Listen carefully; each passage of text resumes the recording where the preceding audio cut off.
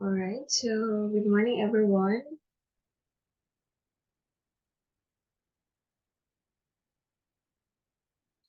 Okay, so from the previous lesson or from the previous video lecture, you traced the relationship through a genogram that made you realize the traits and health situation of your family. So in this module, it covers the different relationships and responsibilities among members of the family, and as well as the description of a healthy family relationship. Okay, so let's define what is a family relationship is. So family relationships are meaningful relationships in life and society. It is the basic relationship people have in life since birth, especially of children born in a biological family. So they play a vital role in shaping and developing an individual's well-being throughout his or her life. So let us identify the types of family relationships and their respective roles in the family. Okay, so let's start with the couple. So in the chart are the different members and the respective roles in the family. So the roles of the couple. Ayan. So number one, we have to provide the needs of each other physically, emotionally, financially, and etc. While the parents, so they are the provider of the basic needs of the family, such as food, clothes, shelter, education, safety needs, love, and acceptance, and care. So the children, so they must honor and obey their parents, respect each other, help the household chores, study, and etc. So for siblings, ayan, so older siblings assist in taking care of the needs of the siblings, while your younger siblings, they should listen and learn from them. And for extended members, so they extend support to the unmet needs of the family, like the grandparents taking care of grandchildren, um, giving advice to the members of the family if necessary.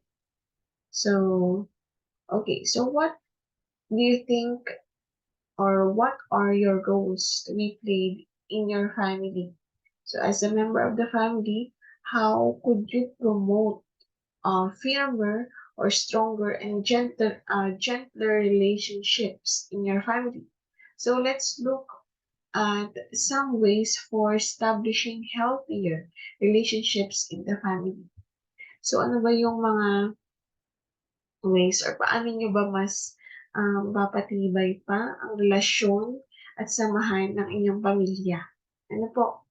So it is a relationship that makes the family stronger amid difficulties and crises they are experiencing. Ayan. So struggles and difficult times brought them closer together as they learned to be respectful, patient, kind, and tender to each other, because they are one as a family. It is it is like a strong tree that can always stand still in the face of different kind of storms passing through it. So kahit na anong bagyo pa man ang dumaan sa isang pamilya, kung yan ay solid ang samahan, kung yan ay laging may presence ng pagmamahalan, ay lalong titibay or hindi agad mabubuwag ang isang pamilya. Ano po? Ayan. So, there are different ways on how to make family members firmer and gentler with each other. So, the acronym of firmer and gentler lengths. So, first we have F for foster unity. So we always need to promote unity in the family by building a bond among the members. Ano po? Next is I for involve each other. So every member of the family is important. Ano po? So even in decision making, hindi lamang dapat ang inyong ama ang nangunguna or ang inyong ama lagi ang nasusunod. Kailangan laging hinihingan din ng desisyon ng inyong ina as well as yung mga nakatatanda ninyong kapatid. Ano po? Ayan. Next is respect. For our respect individuality. Ayan. Ika nga ay respect can be earned without comparing one with another. So, what is the example for that? Example mga anak is by asking permission whenever one needs other members' belongings. So, you always need to ask permission lalo na kung hindi kayo ang may-ari ng gamit. Ano po? So, kung kailangan ninyong gamitin ang isang bagay, which is hindi sa inyo, kailangan ninyong humingi ng, kailangan niyo munang magpaalam sa inyong mga kapatid or sa inyong ina or sa inyong ama kung kanino mang gamit ang inyong gagamitin. Ano po? Next is M. M for model the behavior. So everyone in the family could be a model for each other. So you need to set a good example lalo na kung kayo ang nakatatanda. Ayan. So definitely, modeling behavior is setting yourself as an example that is worth following to other members of the family. Next is for E, explain expectations and consequences. So let every family member understand what is expected of them as to their responsibility. So along with this, consequences must be clarified so they will also know their accountability. Ayan. So R for reward good behavior. Ayan. So, a reward. Ayan. A reward is an excellent motivation for any family member. Syempre, always look at the positive behavior rather than focusing and nagging on other family members' failures. Imbis na awayin mo ang inyong kapatid sa kaunting pagkakamali, why not give him or her a chance and focus on their positive behavior. In that way, lalong mas magiging maayos ang samahan ng inyong pamilya kung gano'n ang inyong gagawin. Ano po? Next is give love and forgiveness. Ayan. So, we all need love. Ano po? Lahat ng tao kailangan ng pagmamahal. Ano? But, always remember that we also need to give love to other people. Ano po, hindi lamang tayo yung tanggap ng pagmamahal. Dapat tayo ay nagbibigay din ng pagmamahal sa ibang tao, lalong-lalo na sa inyong pamilya. Ano po? So, love, ika nga, love is the core of relationships to make it stronger and better. So, when there is love, automatically, there is also forgiveness. Ayan. So, next is, we have E for encourage and express gratitude.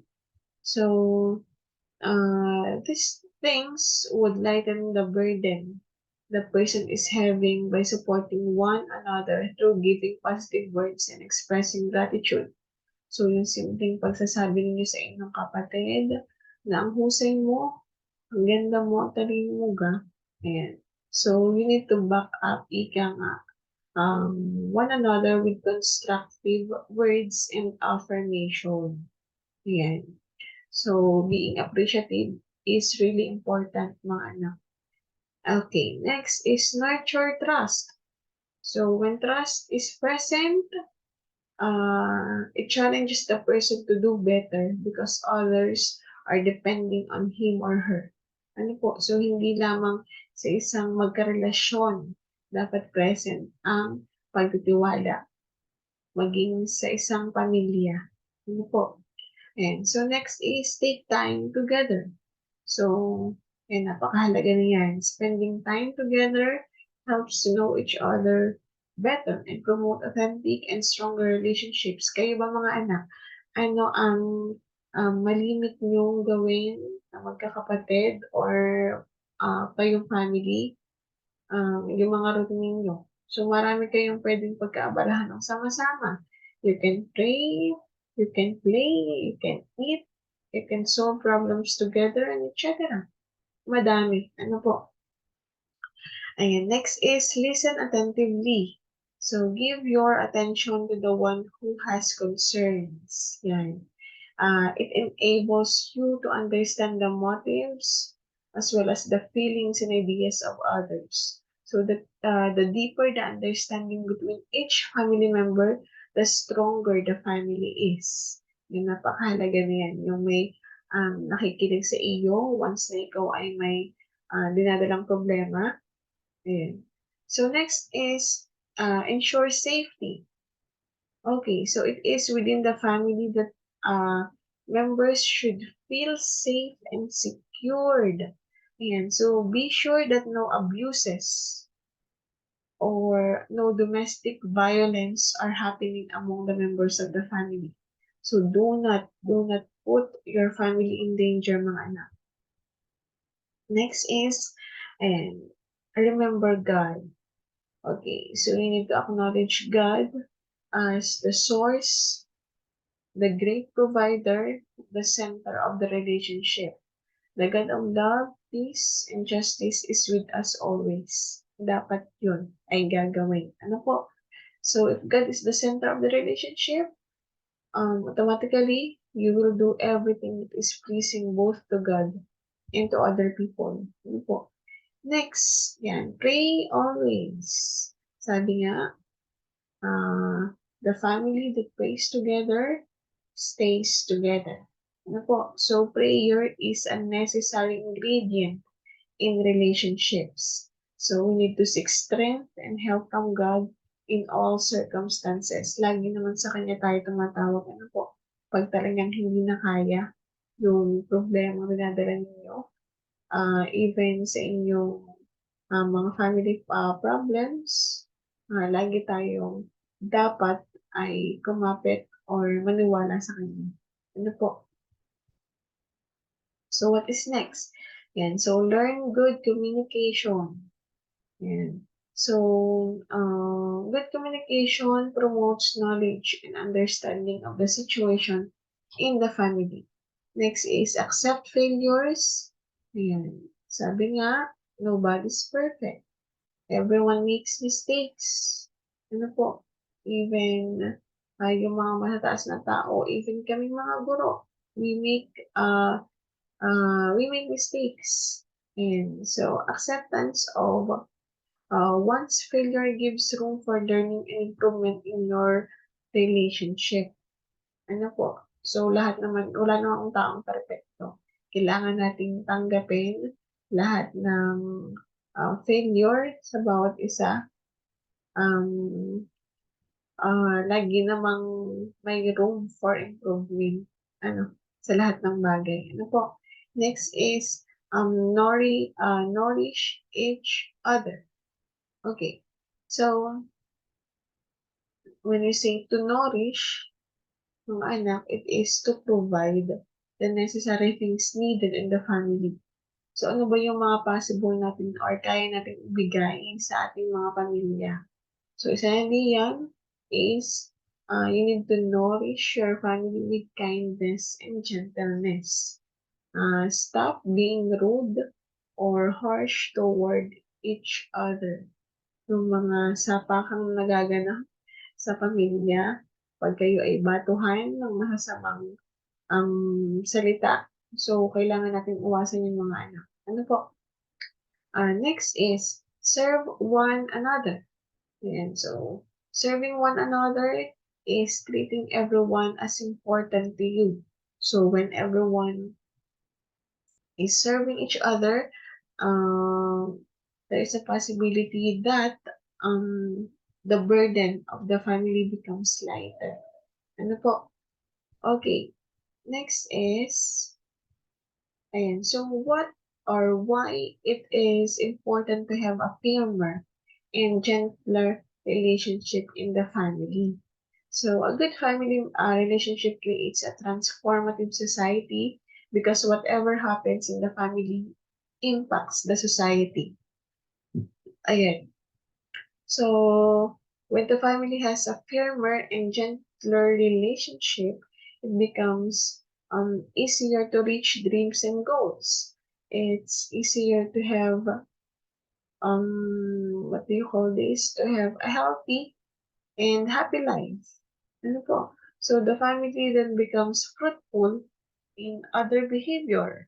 So with all this mga anak, the God of love, peace and justice is honored. So napakahalaga na yun mga anak. Ano?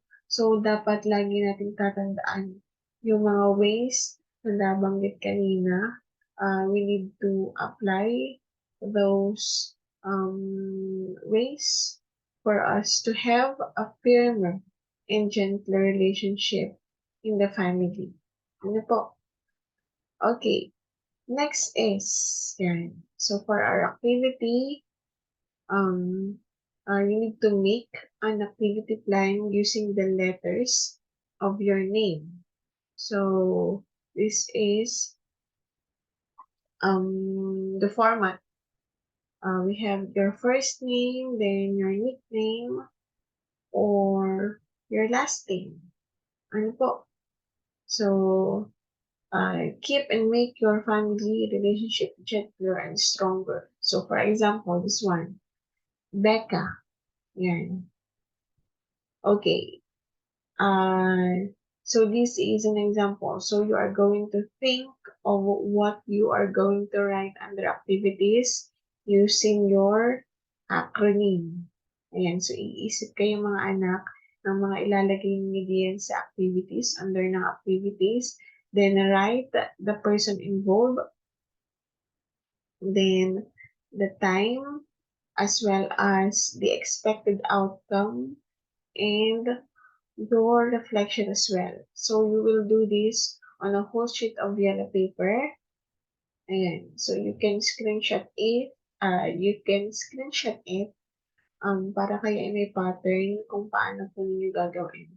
Again, this is the direction and this is the example. Okay, so that's it for today, class. And see you all in our next video lecture. Thank you so much for listening.